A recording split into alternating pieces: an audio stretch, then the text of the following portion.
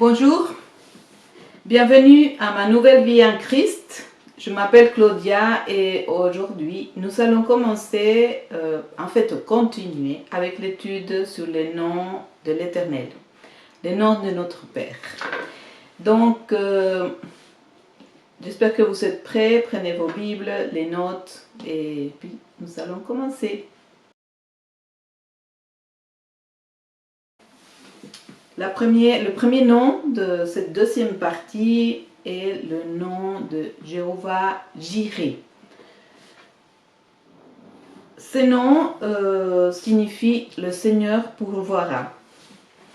Alors, l'histoire se déroule la première fois que l'Éternel s'est manifesté à Abraham sous ce nom-là, c'est quand le Seigneur avait mis Abraham à l'épreuve. Il avait déjà son fils Isaac et le Seigneur lui dit: prends ton enfant et pars dans la montagne. Donc, je vais lire parce que c'est mieux quand on lit la parole. Dieu dit: prends ton fils, ton unique, celui que tu aimes, Isaac, va-t'en au pays des Morija et là offre-le en holocauste sur l'une des montagnes que je te dirai. C'est dans ces circonstances dramatiques que le nom de Yahweh Jireh fut manifesté à Abraham. Ce nom veut aussi dire celui qui voit ou qui veille à ce que nos besoins soient satisfaits. Cependant, l'Éternel mit Abraham à l'épreuve pour voir c'était aussi pour tester Abraham, pour voir si Abraham était vraiment fidèle à Dieu. Et effectivement, Abraham, il n'a pas refusé d'obéir, il a pris son enfant et il est parti avec lui. Alors, il y a quelque chose qui est une petite, quelque chose de particulier, c'est que en fait, Isaac n'était pas un enfant, il avait déjà autour de 25 ans. Donc, la parole continue d'appeler enfant, oui, mais c'était pas un enfant comme on pensait, un enfant de 10 ans ou non, un petit enfant. Donc, il avait 25 ans et c'est étonnant que cet enfant de 25 ans, il accepte de partir avec son père, mais le plus étonnant, c'est qu'il obéisse au point d'aller sur l'autel du sacrifice. Donc voilà. Alors maintenant, qu'est-ce qui se passe à ces moments-là? Abraham amène le bois et tout. Il dit à son fils de se mettre sur l'autel pour le sacrifice et il est en train de lever le couteau pour faire le sacrifice quand l'ange de l'Éternel lui apparaît et puis lui dit qu'il doit arrêter. Et notamment, il lui dit: Abraham, n'avance pas ta main sur l'enfant. Non. Et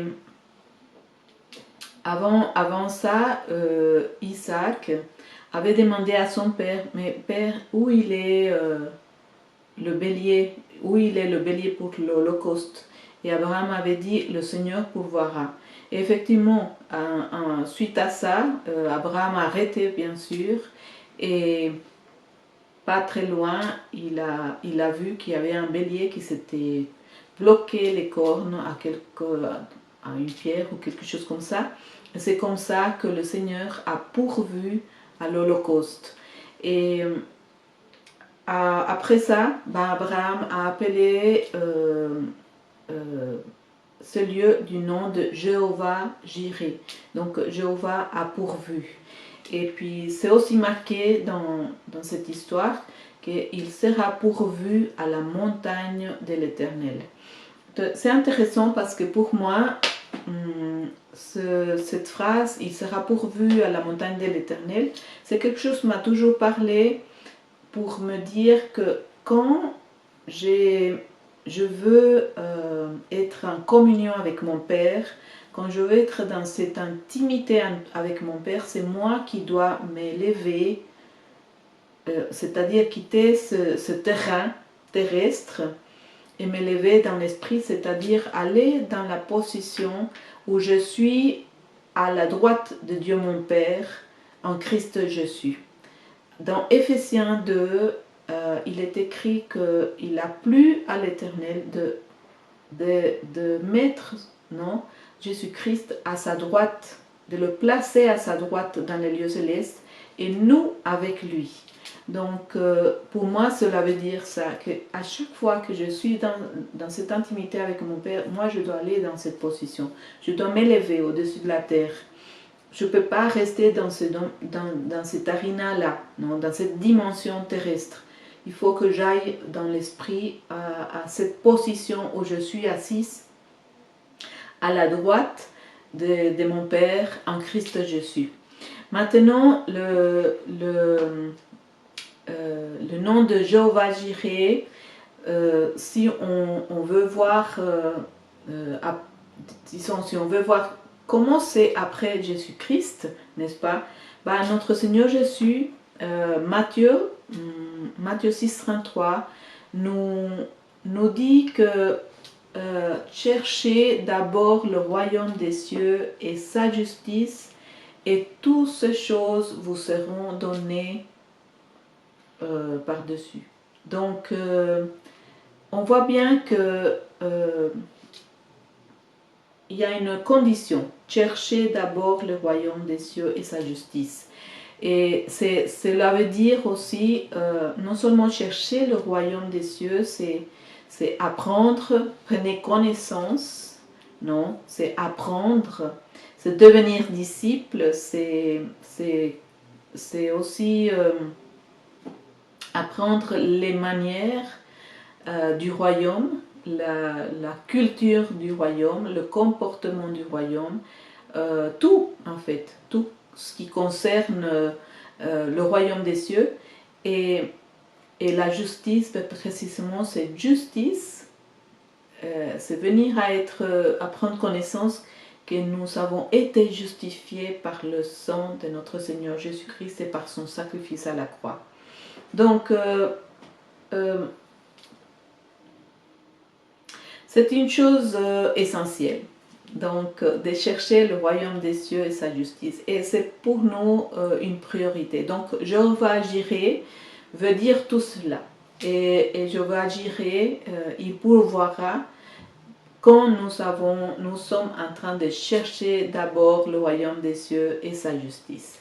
Donc, autre chose qui est importante de ce passage, c'est le fait que quand Abraham allait sacrifier son fils, c'était une image ou une ombre de choses à venir, parce que par là, notre Père éternel était en train de montrer qu'un jour viendrait où son fils unique allait être sacrifié, il allait devenir cet agneau et qui allait être immolé pour nous, pour les péchés du monde entier, pour ôter le péché du monde et pour recevoir lui le châtiment qui allait nous donner à nous la paix avec notre Père Céleste.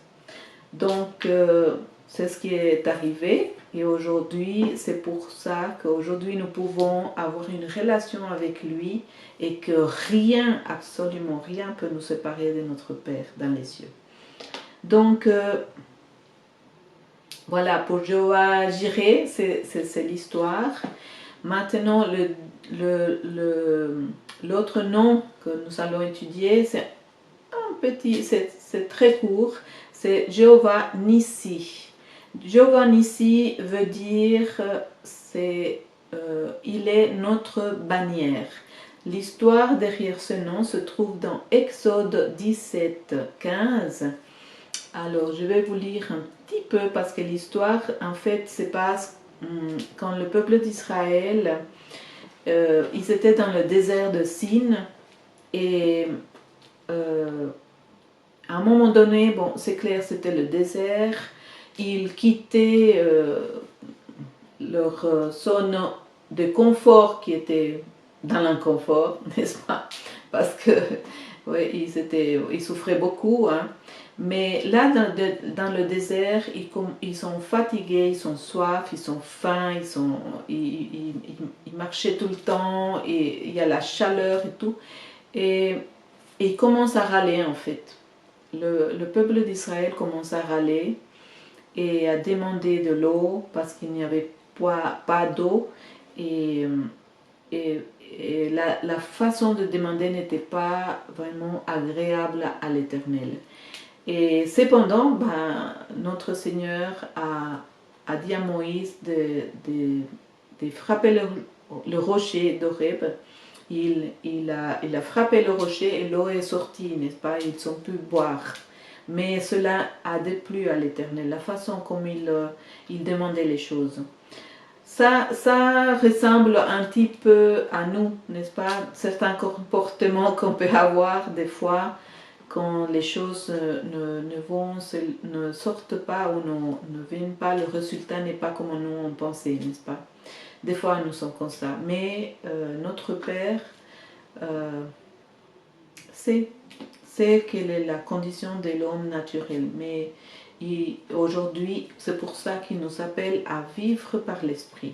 Donc dans cette histoire de Jéhovah, notre bannière, c'est parce qu'après ça, les Amalécites sont venus attaquer Israël, et dans ce combat, c'est Josué qui allait combattre, et Moïse, il était sur une colline avec Aaron et Our. Et donc, ils ont remarqué en fait que tant que Moïse avait les bras levés, ils étaient en train de gagner. Et tant que Moïse baissait les bras, il commençait à perdre. Donc Aaron et Our se sont dit, maintenant on va tenir les bras de Moïse, parce que évidemment avoir les bras tout le temps en haut, on se fatigue, et il s'est fatigué, puis le combat durait. Donc ils ont mis des pierres dessous les bras, et après ils soutenaient les mains chacun de leur côté de Moïse.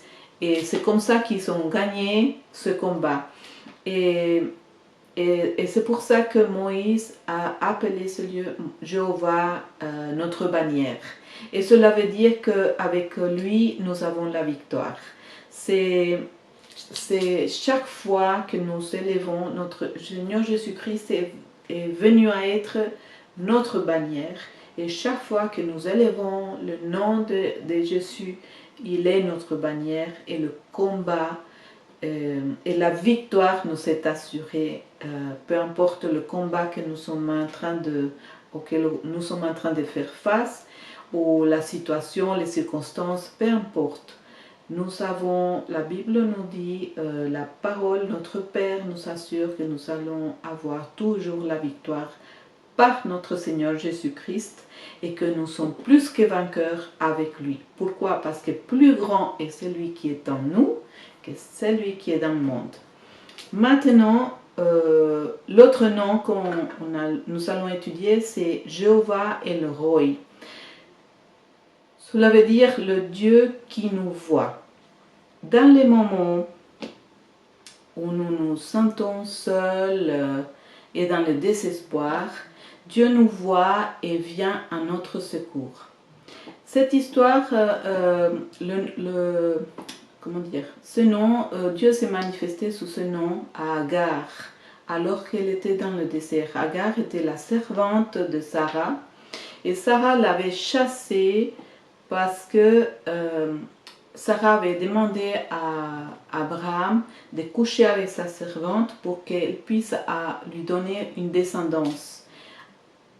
C'est clair, l'Éternel avait promis à Abraham et à Sarah de la descendance, et Sarah, à un moment donné, elle a cru que c'était de cette façon-là, puisque Sarah elle-même était stérile. Donc, qu'est-ce qui s'est passé? Que quand sa servante est tombée enceinte, elle a commencé à être un peu orgueilleuse et à ne pas être comme elle était d'habitude avec Sarah, et cela a déplu à Sarah, et elle l'a chassée du camp, et Agar s'est retrouvée toute seule dans le désert, et là l'ange de l'Éternel est venu la trouver et il lui a donné des instructions, il lui a dit de ne pas s'inquiéter et puis de retourner, surtout de retourner au camp, s'humilier devant Sarah et l'obéir. Et en même temps, il lui a annoncé qu'elle allait avoir un enfant et puis il fallait que cet enfant, elle l'appelle Ismaël. Et voilà, c'est ce qui s'est passé effectivement. Donc, Agar a appelé ces lieux Jéhovah El Roi. Donc, le Seigneur nous voit et nous voit dans nos afflictions. Il nous voit dans ces moments de tristesse, dans ces moments où nous ne savons pas quoi faire, dans ces moments où nous nous sentons comme abandonnés de tout, de tous. Voilà, donc il nous voit. C'est un nom qui nous rappelle cela. Jéhovah Rapha veut dire « Je suis l'Éternel qui te guérit ». L'histoire derrière ce nom, disons la première fois où l'Éternel se révèle au peuple d'Israël sous ce nom-là, c'est dans Exode 15. Et le peuple venait de quitter l'Égypte. Le Seigneur les avait conduits dans le désert. Et bien sûr, de nouveau, en fait, ils avaient soif et ils arrivent dans un endroit où il y avait de l'eau. Alors, tout le monde a couru et en fait, l'eau était amère. Et ils sont appelés, ces lieux s'appelaient Mara. Donc, mais le Seigneur, bien sûr, il les avait conduits avec un propos dans le désert parce qu'il fallait absolument qu'il enseigne son peuple à dépendre de lui à nouveau, mais aussi qu'il puisse le connaître et savoir que ce Dieu-là ne faisait pas les choses, c'était un véritable, il était vivant, il était vrai, pas comme les dieux égyptiens. Donc il fallait qu'ils apprennent à dépendre de lui et à le connaître, et à voir qu'avec lui tout est possible. Donc voilà, donc il a changé l'eau amère en eau douce avec Moïse, au travers de Moïse, et ensuite il leur a donné des instructions, et dans ces instructions, c'est là qu'il s'est révélé, il leur a dit « Je suis l'Éternel qui vous guérit ». Je vais vous lire, c'est dans le verset 26 de ce chapitre 15, il dit « Si tu écoutes attentivement la voix de l'Éternel ton Dieu, si tu fais ce qui est droit à ses cieux, si tu prêtes l'oreille à ses commandements et si tu observes toutes ses lois, je ne te frapperai d'aucune des maladies dont j'ai frappé les Égyptiens. Car je suis l'Éternel qui te guérit. » Donc, dans ces instructions, c'est une invitation de l'Éternel au peuple d'Israël à avoir une relation avec lui, n'est-ce pas? Et en même temps, il voulait être leur Dieu et qu'ils deviennent à nouveau leur peuple, non? Et c'est là qu'il leur dit, je suis l'Éternel qui te guérit. Si tu fais toutes ces choses-là, maintenant, pourquoi ce nom est important pour nous? Et pourquoi ce qui s'est passé là, c'est important de comprendre qu'aujourd'hui, avec notre Seigneur Jésus-Christ, toute cette demande de l'Éternel, de notre Père dans les cieux, c'est notre Seigneur Jésus-Christ qui l'a accompli dans sa totalité à notre place. C'est-à-dire que lui, il a été juste à tout point de vue et il n'a pas désobéi, pas un iota de la loi.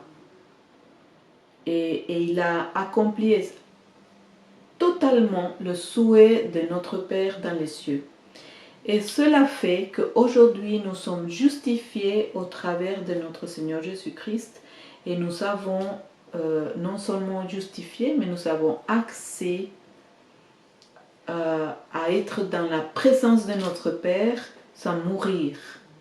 Et nous avons accès à être dans sa présence parce que précisément Jésus-Christ a été juste et n'a pas péché contre notre Père. Il n'a pas offensé d'aucune manière que ce soit, comme nous l'avons fait, mais parce que notre Père, au fil, comment dire, dans tout l'Ancien Testament, tout le parcours du peuple d'Israël, ben, il a vu que l'homme était dans l'incapacité d'accomplir ou de respecter toutes ses ordonnances, toute son instruction. Que on arrivait, nous, ça, oui, il n'y a pas un homme sur cette terre qui est juste devant Dieu, à part notre Seigneur Jésus-Christ. Et c'est ça que nous pouvons aujourd'hui recevoir la bénédiction, avoir la bénédiction de Dieu et savoir que lui, il nous guérit parce que Jésus-Christ a accompli absolument tout. Donc, alors, je vais vous lire dans Ésaïe 53, mais avant ça,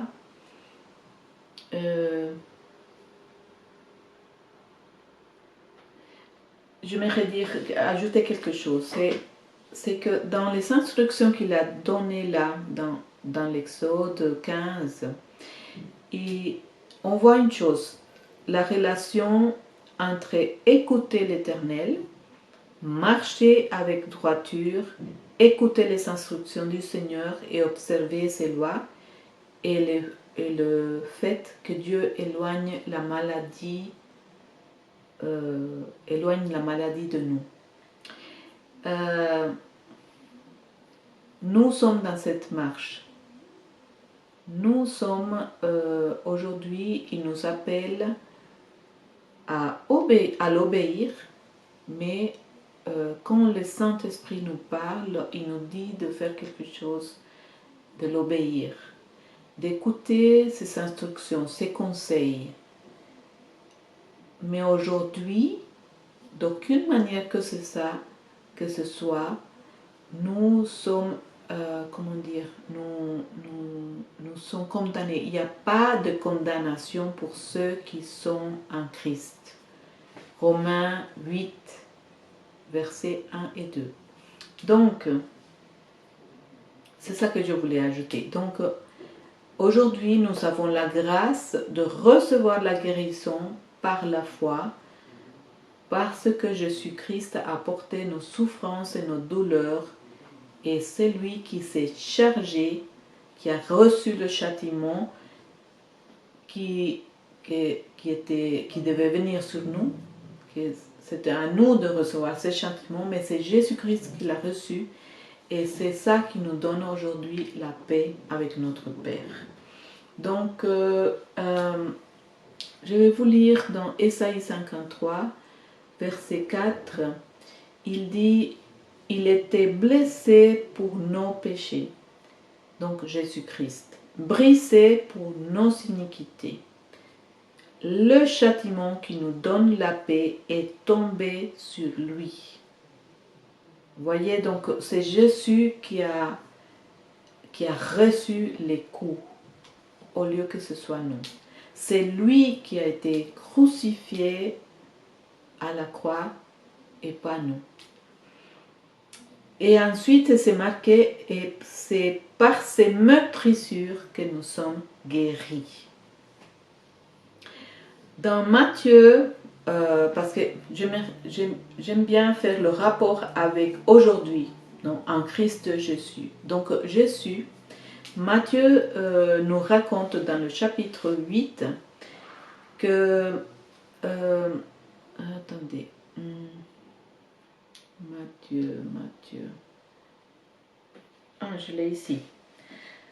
Donc, dans le chapitre 8 de Matthieu, verset 14, c'est écrit ceci. Jésus se rendit rendit ensuite à la maison de Pierre, dont il vit la belle-mère couchée ayant la fièvre. Il toucha sa main et la fièvre la quitta. Puis elle se leva et elle les servit. Non? Le soir, on amena auprès de Jésus plusieurs démoniaques. Il chassa les esprits par sa parole. Voyez là avec quoi il faisait ça? Avec la parole, il chassait les esprits, rien d'autre. Et il guérit tous les malades. Absolument tous les malades. Et ensuite, c'est écrit, afin que s'accomplisse ce qui avait été annoncé par Ésaïe, le prophète.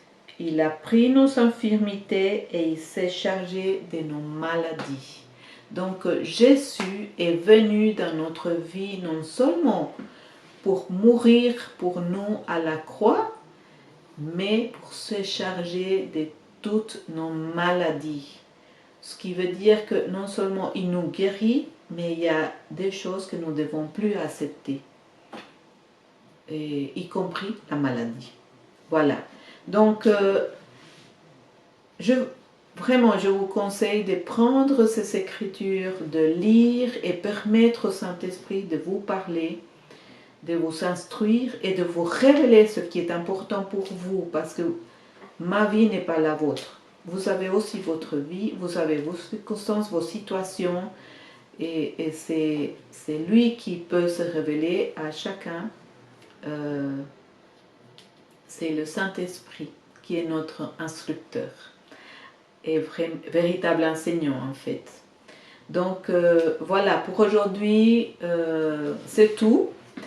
Il y a une troisième vidéo encore avec des noms de l'Éternel, mais voilà, je prie que vous soyez tous, comment dire, attirés par notre Père pour avoir cette soif qui vous donne cette soif de la parole, de la lire, oui, d'avoir ce plaisir d'être en relation avec la parole, voilà, et que vous puissiez grandir. Alors, à bientôt, à la prochaine vidéo et soyez bénis.